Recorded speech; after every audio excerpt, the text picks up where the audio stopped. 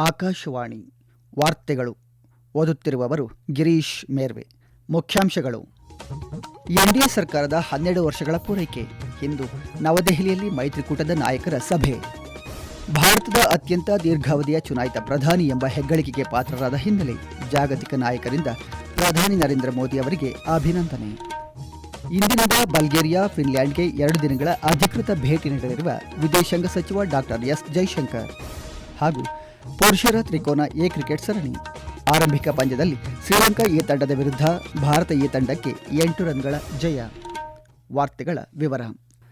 ರಾಷ್ಟ್ರೀಯ ಪ್ರಜಾಸತ್ತಾತ್ಮಕ ಒಕ್ಕೂಟ ಎನ್ಡಿಎ ಸರ್ಕಾರವು 12 ವರ್ಷಗಳನ್ನು ಪೂರೈಸಿರುವುದನ್ನು ಮತ್ತು ಪ್ರಧಾನಿ ನರೇಂದ್ರ ಮೋದಿ ಅವರು ಭಾರತದ ಅತ್ಯಂತ ದೀರ್ಘಾವಧಿಯ ಚುನಾಯಿತ ಪ್ರಧಾನಿಯಾಗಿ ಅಧಿಕಾರ ವಹಿಸಿಕೊಂಡಿರುವುದನ್ನು ಆಚರಿಸಲು ಇಂದು ನವದೆಹಲಿಯಲ್ಲಿ ಸಭೆ ನಡೆಯಲಿದೆ. ಪ್ರಧಾನಿ ಮೋದಿ ಸೇರಿದಂತೆ ಬಿಜೆಪಿಯ ಉನ್ನತ ನಾಯಕತ್ವದ ಹೊರತಾಗಿ ಮೈತ್ರಿಕೂಟದ ಎಲ್ಲ ಘಟಕ ಸದಸ್ಯರು ಸಭೆಯಲ್ಲಿ ಭಾಗವಹಿಸುವ ನಿರೀಕ್ಷೆಯಿದೆ. ಎನ್ಡಿಎ ಸಭೆಯಲ್ಲಿ ಎಲ್ಲ ಮೈತ್ರಿಕೂಟದ ಘಟಕಗಳ ನಾಯಕರು ಮತ್ತು 22 ಎನ್ಡಿಎ ಆಡಳಿತದ ರಾಜ್ಯಗಳು ಮತ್ತು ಕೇಂದ್ರಾಡಳಿತ ಪ್ರದೇಶಗಳ ಮುಖ್ಯಮಂತ್ರಿಗಳು ಮತ್ತು ಉಪಮುಖ್ಯಮಂತ್ರಿಗಳು ಭಾಗವಹಿಸಲಿದ್ದಾರೆ. ವಿವಿಧ ರಾಷ್ಟ್ರೀಯ ಅಭಿವೃದ್ಧಿ ಕಾರ್ಯಕ್ರಮಗಳು, ಮೂಲಸೌಕರ್ಯ ಕಾರ್ಯಕ್ರಮಗಳು ಮತ್ತು 2047ರ ವೇಳೆಗೆ ರಾಷ್ಟ್ರವನ್ನು ಅಭಿವೃದ್ಧಿ ಹೊಂದಿದ ದೇಶವನ್ನಾಗಿ ಪರಿವರ್ತಿಸುವ ನರೇಂದ್ರ ಮೋದಿ ಸರ್ಕಾರದ ದೃಷ್ಟಿಕೋನವನ್ನು ಪರಿಶೀಲಿಸುವತ್ತ ಸಭೆ ಗಮನ ಹರಿಸಲಿದೆ. ಪ್ರಧಾನಿ ನರೇಂದ್ರ ಮೋದಿ ಅವರು ಭಾರತದ ಅತ್ಯಂತ ದೀರ್ಘಾವಧಿಯ ಚುನಾಯಿತ ಪ್ರಧಾನಿ ಎಂಬ ಹೆಗ್ಗಳಿಕೆಗೆ ಪಾತ್ರರಾದ ಹಿನ್ನೆಲೆಯಲ್ಲಿ ಅವರಿಗೆ ವಿಶ್ವ ನಾಯಕರು ಅಭಿನಂದನೆ ಸಲ್ಲಿಸಿದ್ದಾರೆ. ಪ್ರಧಾನಿ ನರೇಂದ್ರ ಮೋದಿಯವರ ಪರಿವರ್ತನಾತ್ಮಕ ಆಡಳಿತ, ಜಾಗತಿಕ ದಕ್ಷಿಣಕ್ಕಾಗಿ ಅವರ ಪ್ರತಿಪಾದನೆ ಮತ್ತು ಎಲ್ಲರನ್ನೂ ಒಳಗೊಳ್ಳುವ ಮತ್ತು ಆರ್ಥಿಕವಾಗಿ ಕ್ರಿಯಾತ್ಮಕ ಭಾರತದ ದೃಷ್ಟಿಕೋನಕ್ಕೆ ಜಗತ್ತಿನಾದ್ಯಂತ ವಿಶ್ವ ನಾಯಕರು ಗೌರವ ಸಲ್ಲಿಸಿದ್ದಾರೆ. ಶ್ರೀಲಂಕಾದ ಅಧ್ಯಕ್ಷರಾದ ಅನುರಕುಮಾರ ದಿಸಾನಾಯಕ ಅವರು ಜೂನ್ 8, 2026ರಂದು ಪ್ರಧಾನಿಯವರನ್ನು ಉದ್ದೇಶಿಸಿ ಬರೆದ ಪತ್ರದಲ್ಲಿ, ಈ ಮೈಲುಗಲ್ಲು ನಿಮ್ಮ ಅಧಿಕಾರದ ವರ್ಷಗಳಿಗೆ ಮಾತ್ರವಲ್ಲ, ವಿಶ್ವದ ಅತಿದೊಡ್ಡ ಪ್ರಜಾಪ್ರಭುತ್ವದ ಜನರು ನಿಮ್ಮ ನಾಯಕತ್ವದಲ್ಲಿ ಇಟ್ಟಿರುವ ನಂಬಿಕೆ ಮತ್ತು ವಿಶ್ವಾಸಕ್ಕೂ ಸಾಕ್ಷಿಯಾಗಿದೆ. ಪ್ರಧಾನಿ ಮೋದಿಯವರ ದೃಷ್ಟಿಕೋನವು ಶ್ರೀಲಂಕಾ ಸೇರಿದಂತೆ ಭಾರತದ ಗಡಿಗಳನ್ನು ಮೀರಿ ಅನೇಕರಿಗೆ ಸ್ಫೂರ್ತಿ ನೀಡಿದೆ ಎಂದು ಅವರು ಹೇಳಿದ್ದಾರೆ. ಪಪುವಾ ನ್ಯೂಗಿನಿಯಾದ ಪ್ರಧಾನಿ ಜೇಮ್ಸ್ ಮರಾಪೆ ಅವರು ತಮ್ಮ ವೈಯಕ್ತಿಕ ವಿಡಿಯೋ ಸಂದೇಶದಲ್ಲಿ ಪ್ರಧಾನಿ ಮೋದಿ ಅವರನ್ನು ಮಾದರಿ ಮತ್ತು ನಾಯಕತ್ವದ ಉದಾಹರಣೆ ಎಂದು ಬಣ್ಣಿಸಿದ್ದಾರೆ. ಇಂದು 200 ಮಿಲಿಯನ್ಗಿಂತಲೂ ಹೆಚ್ಚು ಜನರನ್ನು ಬಡತನದಿಂದ ಉತ್ತಮ ಜೀವನಕ್ಕೆ ತರುವಲ್ಲಿ ಅದ್ಭುತ ಸಾಧನೆ ಎಂದು ಅವರು ಬಣ್ಣಿಸಿದ್ದಾರೆ. ಪಪುವಾ ನ್ಯೂಗಿನಿಯಾದ ಆತ್ಮೀಯ ಸ್ನೇಹ ಮತ್ತು ದ್ವಿಪಕ್ಷೀಯ ಸಂಬಂಧಗಳನ್ನು ಮತ್ತಷ್ಟು ಬಲಪಡಿಸುವ ಬಯಕೆಯನ್ನು ಪ್ರಧಾನಿ ಮರಾಪೆ ವ್ಯಕ್ತಪಡಿಸಿದ್ದಾರೆ.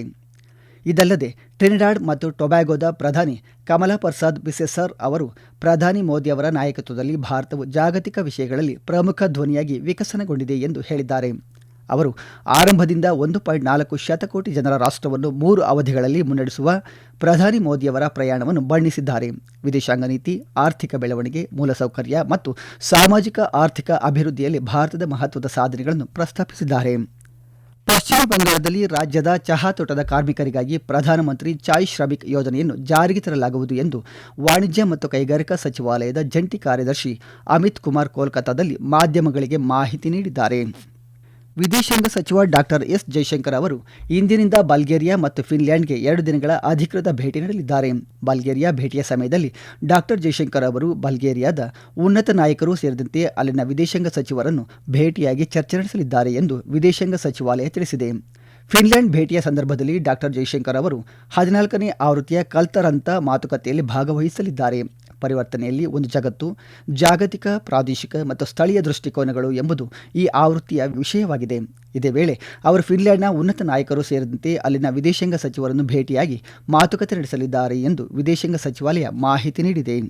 ರಾಷ್ಟ್ರೀಯ ಹೆದ್ದಾರಿಗಳು ಮತ್ತು ಎಕ್ಸ್ಪ್ರೆಸ್ ವೇಗಳಲ್ಲಿ ನಿರ್ವಹಣಾ ಪದ್ಧತಿಗಳನ್ನು ಬಲಪಡಿಸುವ ಗುರಿಯನ್ನು ಹೊಂದಿರುವ ತಂತ್ರಜ್ಞಾನ ಚಾಲಿತ ಉಪಕ್ರಮಗಳ ಸರಣಿಯನ್ನು ಭಾರತೀಯ ರಾಷ್ಟ್ರೀಯ ಹೆದ್ದಾರಿ ಪ್ರಾಧಿಕಾರ NHAI ಪರಿಚಯಿಸಿದೆ.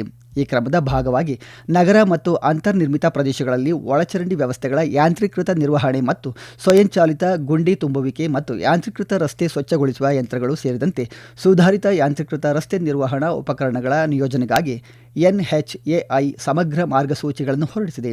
ಆಧುನಿಕ ತಂತ್ರಜ್ಞಾನಗಳನ್ನು ಅಳವಡಿಸಿಕೊಳ್ಳುವುದು, ತಡೆಗಟ್ಟುವ ನಿರ್ವಹಣಾ ಪದ್ಧತಿಗಳು ಮತ್ತು ಒಪ್ಪಂದದ ಬಾಧ್ಯತೆಗಳನ್ನು ಕಟ್ಟುನಿಟ್ಟಾಗಿ ಜಾರಿಗೊಳಿಸುವ ಮೂಲಕ ರಾಷ್ಟ್ರೀಯ ಹೆದ್ದಾರಿ ನಿರ್ವಹಣೆಯ ದಕ್ಷತೆ ಮತ್ತು ಗುಣಮಟ್ಟವನ್ನು ಸುಧಾರಿಸುವ ಗುರಿಯನ್ನು ಈ ಉಪಕ್ರಮಗಳು ಹೊಂದಿವೆ ಎಂದು ರಸ್ತೆ ಸಾರಿಗೆ ಮತ್ತು ಹೆದ್ದಾರಿ ಸಚಿವಾಲಯ ತಿಳಿಸಿದೆ.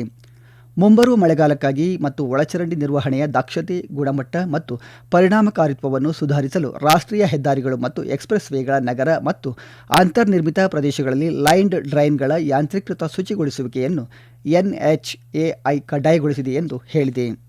ಈ ವಾರ್ತೆಗಳನ್ನು ಆಕಾಶವಾಣಿಯಿಂದ ಕೇಳುತ್ತಿದ್ದೀರಿ. ನಮ್ಮ ಎಲ್ಲಾ ರಾಷ್ಟ್ರೀಯ ವಾರ್ತೆಗಳು ಹಾಗೂ ಪ್ರದೇಶ ಸಮಾಚಾರ ಈಗ ಆಕಾಶವಾಣಿ ನ್ಯೂಸ್ ಕನ್ನಡ ಯೂಟ್ಯೂಬ್ ಚಾನೆಲ್ನಲ್ಲಿ ಲಭ್ಯ. ನಮ್ಮ ಎಕ್ಸ್ ಖಾತೆ ಮತ್ತು ಇನ್ಸ್ಟಾಗ್ರಾಂ ಖಾತೆ ಆಕಾಶವಾಣಿ ನ್ಯೂಸ್ ಕನ್ನಡ. ಹೆಚ್ಚಿನ ಮಾಹಿತಿಗಾಗಿ ನಮ್ಮ ಫೇಸ್ಬುಕ್ ಖಾತೆ AIR ಕನ್ನಡ ನ್ಯೂಸ್ ಅನುಸರಿಸಿ. ಪ್ರಧಾನಮಂತ್ರಿ ನರೇಂದ್ರ ಮೋದಿ ಇದೇ ಶನಿವಾರದಿಂದ ಫ್ರಾನ್ಸ್ ಮತ್ತು ಸ್ಲೋವಾಕಿಯಾ ದೇಶಗಳಿಗೆ 6 ದಿನಗಳ ಅಧಿಕೃತ ಪ್ರವಾಸ ಕೈಗೊಳ್ಳಲಿದ್ದಾರೆ. ಪ್ರವಾಸದ ಮೊದಲ ಹಂತದಲ್ಲಿ ಪ್ರಧಾನಮಂತ್ರಿ ಭಾನುವಾರ ನೀಸ್ ನಗರಕ್ಕೆ ಭೇಟಿ ನೀಡಲಿದ್ದು, ಅಲ್ಲಿ ಫ್ರಾನ್ಸ್ ಅಧ್ಯಕ್ಷ ಎಮ್ಯಾನ್ಯುಯಲ್ ಮ್ಯಾಕ್ರಾನ್ ಅವರೊಂದಿಗೆ ದ್ವಿಪಕ್ಷೀಯ ಮಾತುಕತೆ ನಡೆಸಲಿದ್ದಾರೆ. ಈ ವರ್ಷದ ಆರಂಭದಲ್ಲಿ ವಿಶೇಷ ಜಾಗತಿಕ ಕಾರ್ಯತಂತ್ರದ ಪಾಲುದಾರಿಕೆ ಮಟ್ಟಕ್ಕೆ ಏರಿಸಲಾದ ಭಾರತ ಫ್ರಾನ್ಸ್ ದ್ವಿಪಕ್ಷೀಯ ಬಾಂಧವ್ಯದ ಸಂಪೂರ್ಣ ಆಯಾಮಗಳನ್ನು ಉಭಯ ನಾಯಕರು ಪರಾಮರ್ಶಿಸಲಿದ್ದಾರೆ. ನೀಸ್ ನಗರದಲ್ಲಿ ಉಭಯ ನಾಯಕರು ಜಂಟಿಯಾಗಿ ಭಾರತ್ ಇನ್ನೋವೇಟ್ಸ್ ಕಾರ್ಯಕ್ರಮವನ್ನು ಉದ್ಘಾಟಿಸಲಿದ್ದಾರೆ. ಈ ಕಾರ್ಯಕ್ರಮವು ಭಾರತ, ಫ್ರಾನ್ಸ್ ಮತ್ತು ಇತರ ದೇಶಗಳ ಉನ್ನತ ನಾವೀನ್ಯತೆ, ಸ್ಟಾರ್ಟ್ಅಪ್ಗಳು ಹಾಗೂ ಸಾಹಸೋದ್ಯಮ ಬಂಡವಾಳ ನಿಧಿಗಳನ್ನು ಒಂದೆಡೆ ಸೇರಿಸಲಿದೆ. ಭಾರತ ಫ್ರಾನ್ಸ್ ನಾವೀನ್ಯತೆ ವರ್ಷದ ಸಂದರ್ಭದಲ್ಲಿ ಆಯೋಜಿಸಲಾಗುತ್ತಿರುವ ಈ ಪ್ರಮುಖ ಕಾರ್ಯಕ್ರಮವು ಉಭಯ ದೇಶಗಳ ನಡುವೆ ಇರುವ ನಾವೀನ್ಯತೆ ಪಾಲುದಾರಿಕೆಯನ್ನು ಮತ್ತಷ್ಟು ಬಲಪಡಿಸುತ್ತದೆ ಎಂದು ವಿದೇಶಾಂಗ ವ್ಯವಹಾರಗಳ ಸಚಿವಾಲಯ ತಿಳಿಸಿದೆ. ಒಮಾನ್ ಕರಾವಳಿಯಲ್ಲಿ ಅಮೆರಿಕ ಸೈನ್ಯದ ಅಪಾಚೆ ಹೆಲಿಕಾಪ್ಟರ್ ಅನ್ನು ಹೊಡೆದುರುಳಿಸುವುದಕ್ಕೆ ಪ್ರತಿಕ್ರಿಯೆಯಾಗಿ ಅಮೆರಿಕ ಸೇನೆ ಇರಾನ್ ವಿರುದ್ಧ ದಾಳಿ ನಡೆಸಿದೆ. ಡ್ರೋನ್ ಮೂಲಕ ಇರಾನ್ನ ಹೆಲಿಕಾಪ್ಟರ್ ಅನ್ನು ಹೊಡೆದುರುಳಿಸಲಾಗಿದ್ದು, 2 ಪೈಲಟ್ಗಳನ್ನು ರಕ್ಷಿಸಲಾಗಿದೆ ಎಂದು ಅಮೆರಿಕ ಅಧಿಕಾರಿಗಳು ತಿಳಿಸಿದ್ದಾರೆ. ಅಮೆರಿಕ ದಾಳಿಯ ನಂತರ ಇರಾನಿನ ನಗರಗಳಾದ ಸಿರಿಕ್, ಮಿನಾಬ್, ಬಾಂದರ್ ಅಬ್ಬಾಸ್ ಮತ್ತು ಹಾರ್ಮುಜ್ ಜಲಸಂಧಿಯ ಗಡಿಯಲ್ಲಿರುವ ಕೆಶ್ಮ್ ದ್ವೀಪದಲ್ಲಿ ಸ್ಫೋಟಗಳು ಕೇಳಿಬಂದಿವೆ. ಇರಾನ್ ಅಮೆರಿಕ ಹೆಲಿಕಾಪ್ಟರ್ ಅನ್ನು ಹೊಡೆದುರುಳಿಸಿದ್ದಕ್ಕೆ ಅಮೆರಿಕ ಪ್ರತಿಕ್ರಿಯೆ ತುಂಬಾ ಪ್ರಬಲವಾಗಿದೆ ಎಂದು ಅಧ್ಯಕ್ಷ ಡೊನಾಲ್ಡ್ ಟ್ರಂಪ್ ಹೇಳಿದ್ದಾರೆ. ಐರ್ಲೆಂಡ್ ಮತ್ತು ಇಂಗ್ಲೆಂಡ್ ವಿರುದ್ಧದ ಮುಂಬರುವ T20 ಅಂತಾರಾಷ್ಟ್ರೀಯ ಸರಣಿಗೆ ಭಾರತ ತಂಡದಿಂದ ವೇಗದ ಬೌಲರ್ ಮೊಹಮ್ಮದ್ ಸಿರಾಜ್ ಅವರನ್ನು ಕೈಬಿಡಲಾಗಿದೆ. ಆಯ್ಕೆ ಸಮಿತಿಯು ಪ್ರಸಿದ್ಧ ಕೃಷ್ಣ ಅವರನ್ನು ಅವರ ಬದಲಿಯಾಗಿ ಹೆಸರಿಸಿದೆ. ತಂಡದ ಆಡಳಿತ ಮತ್ತು ವೈದ್ಯಕೀಯ ಸಿಬ್ಬಂದಿ ನಡುವಿನ ಸಮಾಲೋಚನೆಯ ನಂತರ ಸಿರಾಜ್ ಅವರಿಗೆ ವಿಶ್ರಾಂತಿ ತೆಗೆದುಕೊಳ್ಳುವಂತೆ ಸೂಚಿಸಲಾಗಿದೆ ಎಂದು ಭಾರತೀಯ ಕ್ರಿಕೆಟ್ ನಿಯಂತ್ರಣ ಮಂಡಳಿ BCCI ತಿಳಿಸಿದೆ. ಶ್ರೀಲಂಕಾದ ರಂಗಿರಿ ದಂಬುಲಾ ಅಂತಾರಾಷ್ಟ್ರೀಯ ಕ್ರೀಡಾಂಗಣದಲ್ಲಿ ನಿನ್ನೆ ನಡೆದ ಪುರುಷರ ಕ್ರಿಕೆಟ್ನ ತ್ರಿಕೋನ ಎ ಸರಣಿಯ ಆರಂಭಿಕ ಪಂದ್ಯದಲ್ಲಿ ಭಾರತ ಎ ತಂಡವು ಶ್ರೀಲಂಕಾ ಎ ತಂಡವನ್ನು 8 ರನ್ಗಳಿಂದ ಸೋಲಿಸಿತು. ಭಾರತ ಎ ತಂಡವು ಇದೇ 11ರಂದು ನಡೆಯುವ ಪಂದ್ಯದಲ್ಲಿ ಆಫ್ಘಾನಿಸ್ತಾನ ಎ ತಂಡವನ್ನು ಎದುರಿಸಲಿದೆ. ಎಲ್ಲ ಪಂದ್ಯಗಳು ದಂಬುಲಾದಲ್ಲಿ ನಡೆಯಲಿವೆ. ಸಿಡ್ನಿಯಲ್ಲಿ ನಡೆದ ಆಸ್ಟ್ರೇಲಿಯನ್ ಬ್ಯಾಡ್ಮಿಂಟನ್ ಓಪನ್ನಲ್ಲಿ ಭಾರತದ MR ಅರ್ಜುನ್ ಮತ್ತು ಹರಿಹರನ್ ಅಂಸಕರುಣನ್ ಪುರುಷರ ಡಬಲ್ಸ್ನ 2ನೇ ಸುತ್ತಿಗೆ ಪ್ರವೇಶಿಸಿದ್ದಾರೆ. ಭಾರತೀಯ ಜೋಡಿ ಆರಂಭಿಕ ಸುತ್ತಿನ ಪಂದ್ಯದಲ್ಲಿ ಅಮೆರಿಕದ ಜೋಡಿಯಾದ ಅರ್ಡೆನಾ ಕ್ವಾನ್ ಲೀ ಮತ್ತು ಸ್ಟ್ಯಾನ್ಲಿಕ್ ಸಿಂಗ್ ಅವರನ್ನು 21-13, 21-13 ಸೆಟ್ಗಳಿಂದ ಸೋಲಿಸಿತು. ಆದಾಗ್ಯೂ ಟೂರ್ನಮೆಂಟಲ್ಲಿ ಭಾರತದ ಮತ್ತೊಂದು ಪುರುಷರ ಡಬಲ್ಸ್ ಜೋಡಿ ಅಚ್ಯುತಾದಿತ್ಯ ರಾವ್ ದೊಡ್ಡವರಪು ಮತ್ತು ಅರ್ಜುನ್ ರೆಡ್ಡಿ ಪೋಚನಾ ಅವರು ಆರಂಭಿಕ ಸುತ್ತಿನಲ್ಲಿ ಸ್ಥಳೀಯ ಜೋಡಿಯಾದ ಕಾಂಕಿ ಇಗಾವಾ ಮತ್ತು OEA ಹೆರ್ನ್ ವಿರುದ್ಧ 15-21, 15-21 ನೇರ ಸೆಟ್ಗಳಿಂದ ಸೋತ ನಂತರ ಆರಂಭಿಕ ಹಂತದಿಂದ ಹೊರಬಿದ್ದರು. ರಾಷ್ಟ್ರೀಯ ಮಾನವ ಹಕ್ಕುಗಳ ಆಯೋಗವು ನಿನ್ನೆ ನವದೆಹಲಿಯಲ್ಲಿ ಡಿಜಿಟಲ್ ಬಂಧನ ಹಗರಣಗಳ ವಿರುದ್ಧ ಮಾನವ ಹಕ್ಕುಗಳನ್ನು ರಕ್ಷಿಸುವ ಕುರಿತು ಮುಕ್ತ ಸಭೆಯ ಚರ್ಚೆಯನ್ನು ಆಯೋಜಿಸಿತ್ತು.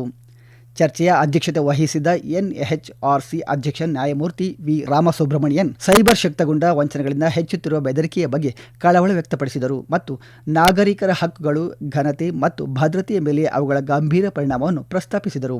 ಕಳೆದ 6 ವರ್ಷಗಳಲ್ಲಿ ಭಾರತೀಯರು ಸೈಬರ್ ಶಕ್ತಗೊಂಡ ವಂಚನೆಗಳಿಂದ 52,900 ಕೋಟಿ ರೂಪಾಯಿಗಳಿಗೂ ಹೆಚ್ಚು ನಷ್ಟವನ್ನು ಅನುಭವಿಸಿದ್ದಾರೆ ಎಂದು ಅವರು ಹೇಳಿದರು. ಇದರಲ್ಲಿ ಸುಮಾರು 8% ನಷ್ಟಗಳು ಡಿಜಿಟಲ್ ಬಂಧನ ಹಗರಣಗಳಿಗೆ ಸಂಬಂಧಿಸಿವೆ. ಅಂತಹ ಅಪರಾಧಗಳನ್ನು ತಡೆಗಟ್ಟಲು ವಂಚನೆಗೆ ಒಳಗಾದವರಿಗೆ ವಸೂಲಾತಿ ಕಾರ್ಯವಿಧಾನಗಳನ್ನು ಸುಧಾರಿಸಲು ಮತ್ತು ಕಾನೂನು ಜಾರಿ ಪ್ರತಿಕ್ರಿಯೆಗಳನ್ನು ಬಲಪಡಿಸಲು ಪ್ರಾಯೋಗಿಕ ಕ್ರಮಗಳ ಅಗತ್ಯವನ್ನು ಅವರು ಹೇಳಿದರು. ಕೊನೆಯಲ್ಲಿ ಮತ್ತೊಮ್ಮೆ ಮುಖ್ಯಾಂಶಗಳು. NDA ಸರ್ಕಾರದ 12 ವರ್ಷಗಳ ಪೂರೈಕೆ. ಇಂದು ನವದೆಹಲಿಯಲ್ಲಿ ಮೈತ್ರಿಕೂಟದ ನಾಯಕರ ಸಭೆ. ಭಾರತದ ಅತ್ಯಂತ ದೀರ್ಘಾವಧಿಯ ಚುನಾಯಿತ ಪ್ರಧಾನಿ ಎಂಬ ಹೆಗ್ಗಳಿಕೆಗೆ ಪಾತ್ರರಾದ ಹಿನ್ನೆಲೆ ಜಾಗತಿಕ ನಾಯಕರಿಂದ ಪ್ರಧಾನಿ ನರೇಂದ್ರ ಮೋದಿ ಅವರಿಗೆ ಅಭಿನಂದನೆ. ಇಂದಿನಿಂದ ಬಲ್ಗೇರಿಯಾ, ಫಿನ್ಲ್ಯಾಂಡ್ಗೆ 2 ದಿನಗಳ ಅಧಿಕೃತ ಭೇಟಿ ನೀಡಲಿರುವ ವಿದೇಶಾಂಗ ಸಚಿವ ಡಾಕ್ಟರ್ ಎಸ್ ಜೈಶಂಕರ್. ಹಾಗೂ ಪುರುಷರ ತ್ರಿಕೋನ ಎ ಕ್ರಿಕೆಟ್ ಸರಣಿ ಆರಂಭಿಕ ಪಂದ್ಯದಲ್ಲಿ ಶ್ರೀಲಂಕಾ ಎ ತಂಡದ ವಿರುದ್ಧ ಭಾರತ ಎ ತಂಡಕ್ಕೆ 8 ರನ್ಗಳ ಜಯ. ಇಲ್ಲಿಗೆ ವಾರ್ತಾ ಪ್ರಸಾರ ಮುಕ್ತಾಯವಾಯಿತು. ನಮ್ಮ ಮುಂದಿನ ವಾರ್ತಾ ಪ್ರಸಾರ ಈ ಮಧ್ಯಾಹ್ನ 12 ಗಂಟೆಗೆ.